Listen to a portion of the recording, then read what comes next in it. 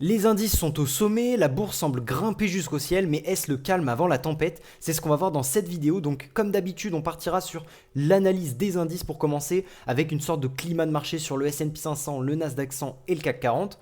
On verra ensuite les valeurs, notamment les 7 fantastiques et leurs news, leurs informations récentes de la semaine. Potentiellement vous pouvez m'en donner d'autres dans les commentaires que vous voulez que je suive. Et ensuite on partira sur mon portefeuille, qu'est-ce que j'ai actuellement en portefeuille, est-ce qu'il a évolué, est-ce que j'ai acheté, renforcé, vendu. Donc on démarre avec les indices, c'est une semaine très riche, notamment avec un nouvel ATH qui est atteint par le S&P 500 et l'indice a notamment franchi les 6250 points, porté par une conjoncture bien plus favorable que les semaines précédentes. Avec une géopolitique calme, des tensions qui se sont apaisées, notamment avec le cessez-le-feu entre l'Iran, Israël et les États-Unis. On a également la Fed qui laisse entendre une baisse des taux dès le mois de juillet, donc dès ce mois-ci, et ce qui fait que les marchés anticipent cette baisse avec une probabilité plus importante. On est à 25% de probabilité de baisse dès le mois de juillet sur cette semaine, contre 20% la semaine dernière et 14% il y a 2 semaines. Donc on voit quand même une très grosse augmentation de cette probabilité-là, mais en même temps on a des chiffres qui sont un petit peu non prometteurs, avec notamment 147 000 emplois créés en juin, ce qui correspond donc à un taux de chômage aux États-Unis de 4,1%, ce qui est relativement faible et qui est supérieur aux attentes. Donc au final on a beaucoup d'emplois qui ont été créés, l'économie américaine qui semble aller bien, et pour rappel la Fed, c'est d'abord les emplois aux États-Unis et ensuite l'inflation. Donc si les emplois vont bien, la Fed ne va peut-être pas tant que ça baisser les taux. On a également UBS qui revoit encore à la hausse son objectif annuel, mais qui est désormais fixé non pas à 6200 mais à 6300 points. Donc UBS qui avait fixé 6200 points d'objectif pour le S&P 500 à la fin de l'année et qui aujourd'hui a fixé 6300 points. Et enfin évidemment des accords commerciaux qui commencent à se mettre en place, notamment entre les États-Unis et le Vietnam, mais aussi des négociations en cours avec l'Inde, le Japon, l'Europe, donc des pays qui sont quand même très très importants pour les États-Unis notamment. Donc voilà, le S&P 500 à 6279,35 points, on est sur un momentum de plus 2% sur 5 jours. Pareil sur un mois, plus 5%, sur 6 mois, plus 5% également. Donc on voit vraiment cette nouvelle hausse. Depuis les plus bas, le 8 avril, on est quand même sur une hausse de plus 26%. Donc vraiment une très très belle accélération. Sur l'année, on est à 7% tout pile pour le S&P 500. À noter qu'il n'y aura pas de variation ce vendredi pour la simple et bonne raison que la bourse est fériée. Sur un an, le S&P 500 donne 12,79% de performance, donc c'est super intéressant. Et sur 5 ans, évidemment, on est au-dessus des 100%. Et là, vraiment, ça nous donne une très belle croissance de cet indice-là sur les 5 dernières années. Au niveau du Nasdaq, c'est la même chose, encore un record pour cet indice qui a dépassé les 22 800 points, tout comme le S&P 500 a pu battre son ATH. Bon, c'est exactement les mêmes résultats, la combinaison Fed, géopolitique, qui donc apaise et alimente même l'appétit pour le risque, et également l'assouplissement des restrictions à l'export pour le secteur des semi-conducteurs, notamment pour les éditeurs de logiciels, ce qui fait qu'évidemment ça alimente cet effet porteur de l'IA. Donc là pour le Nasdaq on est à 22 867 points avec 1,7% de performance sur 5 jours, donc là aussi un momentum relativement intéressant.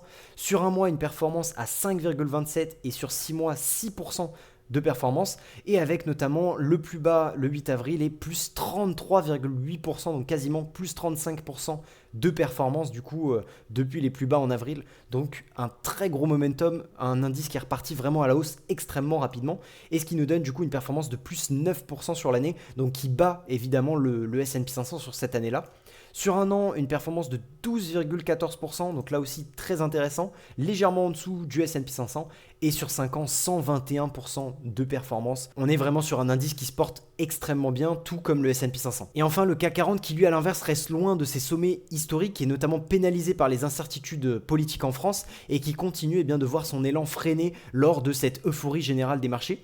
Donc il profite tout comme la semaine dernière de l'euphorie globale des marchés, mais sans y participer pleinement, sans y participer activement. On le voit sur le graphique, on est à 7675 points avec moins 1% aujourd'hui, donc pas forcément un momentum extrêmement fort. Pareil sur 5 jours, moins 0,4, donc plutôt une stagnation sur du court terme.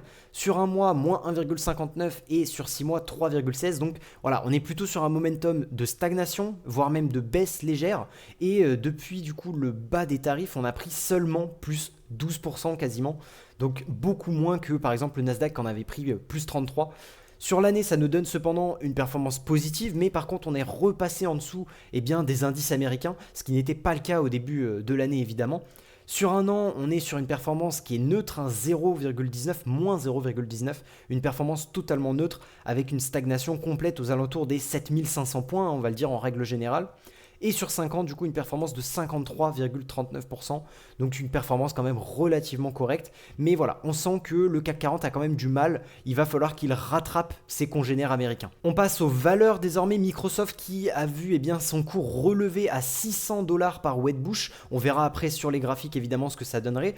Estimant évidemment que l'adoption accélérée de l'IA, notamment Copilot et Azure, confirme un momentum fort pour l'entreprise et donc une hausse à court moyen terme à 600 $.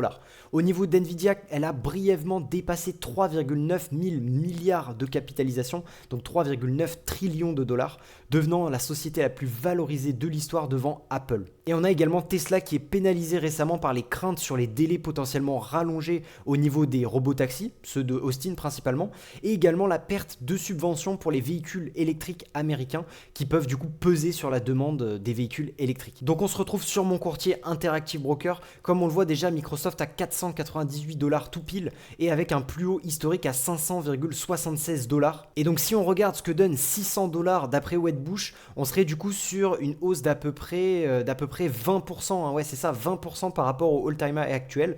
Donc il y aurait 20% à aller se faire sur cette action selon Wedbush. J'ai quand même un petit peu du mal à me dire ça. Microsoft c'est quand même une valeur qui est très surévaluée et qui au final a pas tant de croissance que ça par rapport à sa valorisation en tout cas.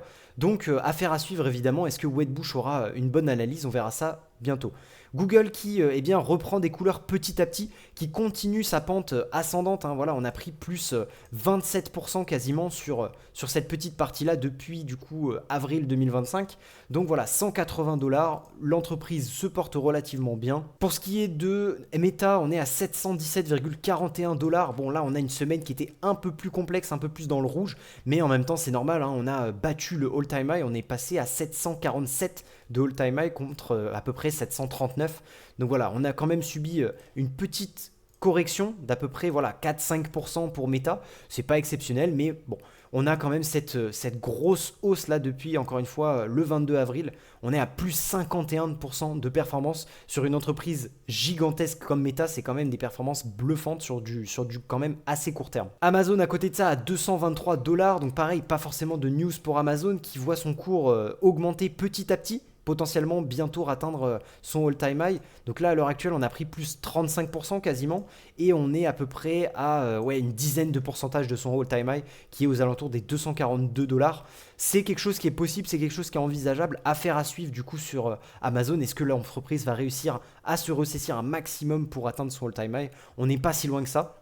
À côté de ça, on a également Tesla, donc Tesla qui, à l'inverse, a un petit peu plus de mal sur cette semaine, même si, comme on peut le voir, on est toujours également sur cette hausse, hein, donc à peu près 47% de hausse sur les 3 derniers mois à peu près. Donc voilà, on arrive au niveau de la moyenne mobile 50 et 200 jours, donc à voir s'il y a un rebond ou à l'inverse une grosse chute. En tout cas, pour l'instant, on a rebondi à chaque fois dessus. Donc on verra ce qui se passe pour Tesla, en tout cas pas forcément des bonnes nouvelles à l'heure actuelle, donc peut-être un titre qui pourrait redescendre plutôt aux alentours des 280 $, voire même 220 $. Pour Apple, on est sur un range quasi optimal, hein. On a eu vraiment cette baisse énorme du coup pendant avril qui nous a amené à plus 22% de performance. Mais si on regarde par exemple par rapport au fin mars, on est seulement à plus 10%. On est vraiment dans un espèce de range tout ici où l'entreprise ne fait que se balader là-dedans. Donc on verra un petit peu, je pense qu'il y a beaucoup d'incertitudes sur Apple entre les droits de douane mais potentiellement aussi le manque de vente tout simplement sur l'iPhone. On n'est pas sur un momentum très fort de l'entreprise, donc un petit peu de difficulté du côté d'Apple. Et enfin donc Nvidia 159,25 $ avec un all-time high à 160,98. On est quasiment à côté du all-time high, tout comme Microsoft. Et on est sur une performance de plus 85% pour littéralement la plus grosse entreprise du monde. C'est quasiment un x2, c'est assez exceptionnel quand même, faut bien comprendre ça. Donc la bourse qui au final se porte extrêmement bien, mais par contre attention quand même, on est sur des all-time high, sur des entreprises qui sont extrêmement valorisées. Donc on va voir évidemment les décisions que j'ai prises pour mon portefeuille. Donc aujourd'hui j'ai 24% de mon portefeuille qui est considéré en actions, ce qui correspond à peu près à 2102 $, versus tout le reste en cash, donc 6672 $. J'ai toujours mes deux positions avec 13% notamment sur Adobe et 11% de mon portefeuille sur Medpace, avec donc tout le reste en cash qui se prépare à potentiellement arriver sur d'autres entreprises récemment. On a donc Adobe qui est passé de 386 $ à 379, avec notamment des mauvaises nouvelles plutôt pour Adobe, donc une baisse de l'objectif du cours par un analyste sur le court terme qui disait potentiellement 410 $ et qui au final est passé à 280 $, donc une très grosse baisse de l'objectif de cours, et ça ce serait notamment dû à la concurrence des générateurs IA comme Midjourney, etc. Moi, je ne suis pas forcément pour cette thèse d'investissement-là pour la simple et bonne raison qu'aujourd'hui, Adobe a ce genre de concurrent dans ses partenaires. Je pense notamment à OpenAI avec qui Adobe a réussi à conclure un gros partenariat pour justement l'intégrer dans son IA à elle, Firefly et Sensei, pour que justement elle puisse augmenter son offre de produits IA. Donc pour moi, je trouve que cette baisse de l'objectif de cours par cet analyste, eh bien, elle n'est pas très rationnelle, je la trouve un petit peu illogique. Et par contre, à côté de ça, on a également eu l'IPO de Figma, donc l'entrée en bourse de l'entreprise Figma, qui avait reçu une potentielle offre de rachat par Adobe de 20 milliards de dollars en 2023 si je ne me trompe pas, et donc aujourd'hui Figma qui après ce rachat annulé eh bien entre en bourse, donc évidemment ça fait de la concurrence et les investisseurs se sont tout de suite dit ok, on va récupérer les billes sur Adobe et potentiellement partir sur Figma dans quelques jours. Et enfin Medpace qui continue son beau momentum qui était passé de 300 à 310 $ sur la semaine dernière et qui cette semaine passe de 310 à 322, donc il continue sa petite hausse. C'est peut-être notamment dû aux résultats qui vont arriver le 21 juillet. En tout cas, il n'y a pas réellement d'autres informations sur Medpace, donc c'est une affaire à suivre. On n'a pas grand chose à dire là-dessus. Comme d'habitude, Medpace qui est une entreprise très calme qui fait sa petite affaire. Donc comme vous pouvez le voir, Adobe, j'ai 3 positions actuellement, tout comme Medpace. Donc Adobe, qu'est-ce que ça donne? 379 $ quasiment. Aujourd'hui, on est sur une petit momentum à la baisse, on va dire, sur quelques jours. On avait eu un plus haut récemment à quelque chose comme 417 $ et aujourd'hui on a fait à peu près moins 10% sur du 380 $ à peu près. Donc voilà, à peu près une petite baisse. Je trouve qu'on est toujours dans ce canal haussier, donc pour moi c'est pas forcément un problème. On verra comment ça se passe sur les jours à venir. En tout cas Adobe, je pense pas que l'entreprise soit vraiment en mauvais termes à l'heure actuelle avec les marchés. Je pense qu'elle va pouvoir reprendre un petit peu de vigueur ces derniers jours, même si encore une fois on reste sur cette fameuse grosse tendance baissière. Donc voilà, ce qu'il faudrait évidemment pas qu'il se passe, c'est qu'on vienne casser cette tendance baissière, mais à la baisse. Donc potentiellement faire quelque chose comme ça, où là justement on pourrait partir sur du 280 $ comme le disait l'analyste. Moi j'aimerais plutôt que voilà, évidemment l'entreprise casse à la hausse son cours et qu'on puisse potentiellement atteindre les sommets aux alentours des 700 $ quand même.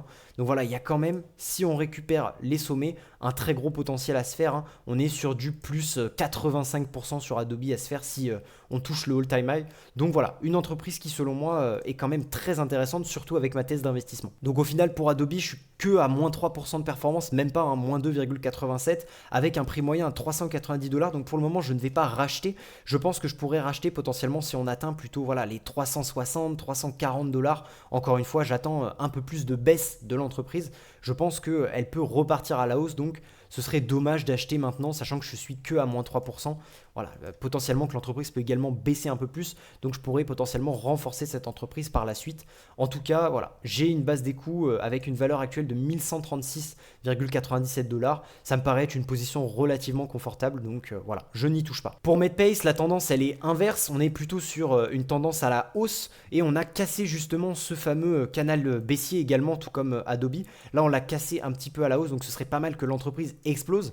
Là aussi, tout comme Adobe, on a un beau potentiel de croissance. On serait du coup sur potentiellement plus 45% quasiment de hausse si on retouche le all-time high.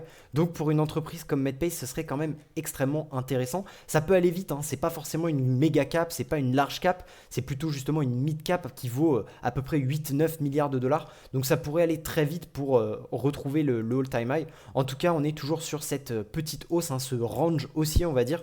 Et donc cette belle tendance, ce beau momentum pour l'entreprise.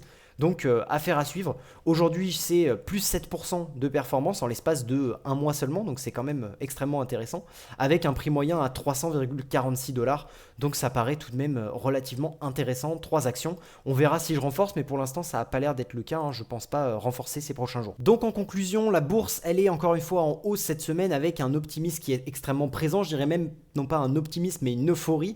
Est-ce que donc c'est le calme avant la tempête, potentiellement le 9 juillet qui pourrait refaire ce qui qui s'est passé avec le mois d'avril. Donc au final, on a beaucoup d'incertitudes, surtout de mon côté. Je trouve que voilà, on sait pas trop où se positionner. Et notamment, moi, ce que je vois, c'est un risque qui est élevé parce qu'on a des valorisations qui sont fortes. Je pense potentiellement à Microsoft, à Nvidia, mais également au S&P 500, auquel on peut entendre actuellement du 29 fois les bénéfices. Donc voilà, une valorisation forte de la bourse américaine. On est également, comme on peut le voir sur le Fear and Greed Index, à 78, donc un optimisme, on va dire, extrême. Donc pour moi, plutôt une euphorie intense qui eh bien, va subir une correction au bout d'un moment. Est-ce que ce sera 5%? Est-ce que ce sera 50%? Ça, je ne peux pas vous le dire. Mais en tout cas, c'est ce que je pense. Je pense qu'il y aura une correction potentiellement au mois d'été. On sait notamment que c'est souvent les mois de juillet et d'août qui sont vraiment les mois de sous-performance sur une année, notamment dû à une baisse du nombre d'investisseurs et donc une augmentation de la volatilité et donc souvent de la sous-performance. Est-ce que donc ce sera en été que je ferai des nouveaux achats? C'est possible. En tout cas, dites-moi si vous, cette semaine, eh bien, vous avez renforcé. Est-ce que vous avez fait des ventes, des nouveaux achats? Dites-moi les entreprises. J'espère que cette vidéo vous aura plu. N'hésitez pas à vous abonner, à liker, à commenter ou à me contacter si vous souhaitez eh bien, un accompagnement personnalisé de vos finances. En tout cas, c'était Antoine. Moi, je vous dis ciao.